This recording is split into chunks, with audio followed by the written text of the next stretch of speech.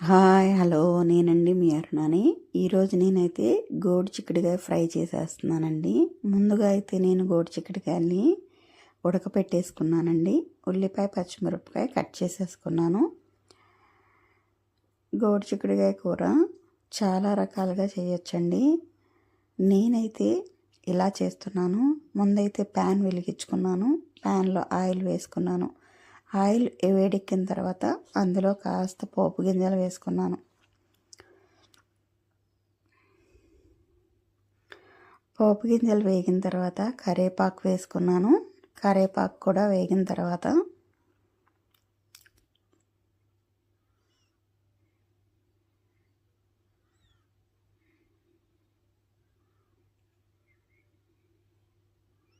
ఉల్లిపాయ పచ్చిమిరపకాయ వేసుకోవాలండి.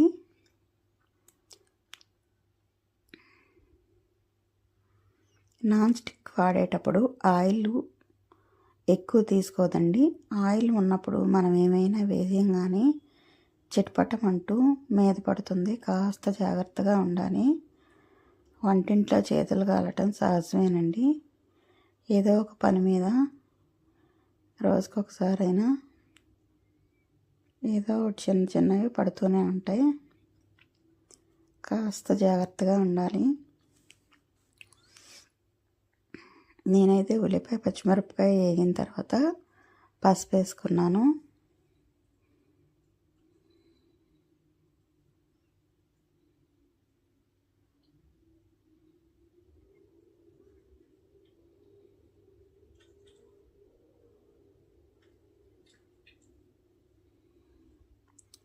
పసుపు ఆయిల్లో వేగేటప్పుడు మంచి వాసన వస్తుందండి.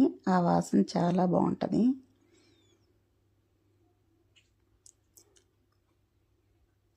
మరి ఉల్లిపాయ పచ్చిమిరపకాయ పసుపు వేగిన తర్వాత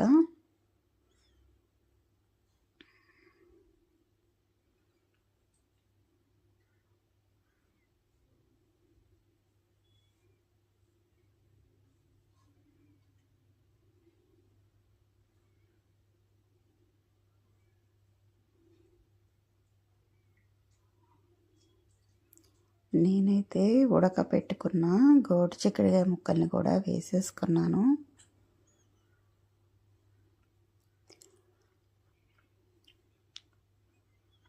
పీచు పదార్థం ఉంటుందండి, హెల్త్కి చాలా మంచిది. వారంలో 1-2 సార్లు గోడు చిక్కుడుకాయలు తినడం వలన గోడు చిక్కుడుకాయలు పీచు పదార్థం ఉంటుందన్నమాట.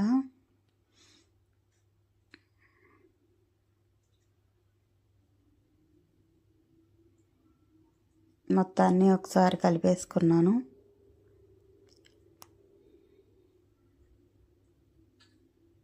కాస్త ఉప్పు కూడా వేసేసుకున్నాను.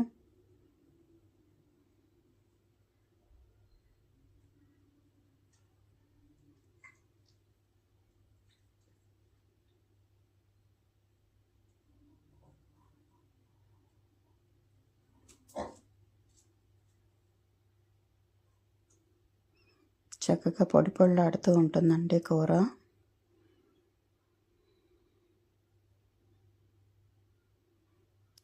కాసేపు మూత పెట్టుకున్నానండి. నాకైతే ముక్క మగ్గిపోయింది.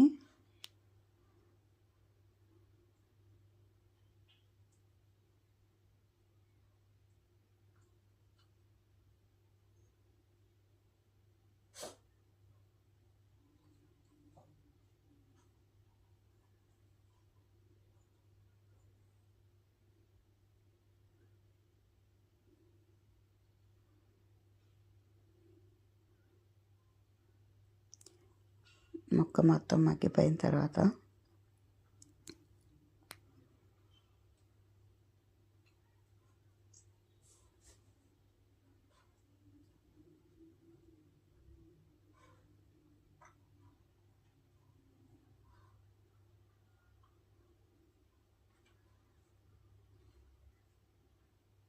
వెల్లుల్లిపాయ కూర దించే ముందు కచ్చా పచ్చాగా దంచుకోవాలండి.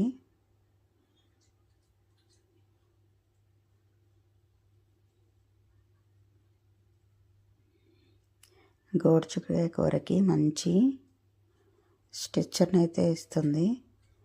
కచ్చా కచ్చా పచ్చాగా నలిగిన అల్లాన్ని అయితే ఇప్పుడు కూరలో వేసేసుకుంటున్నాను. ఒక్కసారి మంట హై ఫ్లేమ్ మీద పెట్టుకొని వెల్లుల్లిపాయ వేగే వరకు కలుపుకోవాలండి.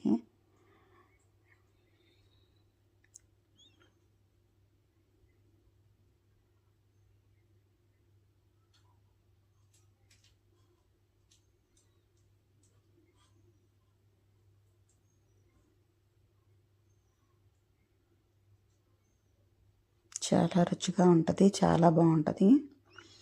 మీరు కూడా ఒకసారి ట్రై చేయండి. వీడియో నచ్చితే లైక్ చేయండి, సబ్స్క్రైబ్ చేసుకోండి. బయట అయితే వర్షం పడుతుంది. ఒక్కసారి వర్షంలోకి వచ్చాను, బట్టలు మర్చిపోయాను. బట్టలు తీయడానికని వర్షంలో బయటకు వచ్చానండి. వర్షం చూడండి ఎంత బాగా పడుతుందో.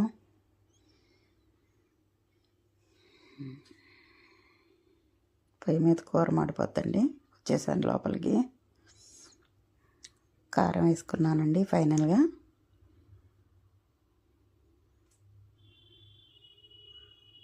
కూర అయితే రెడీ అయిపోయిందండి.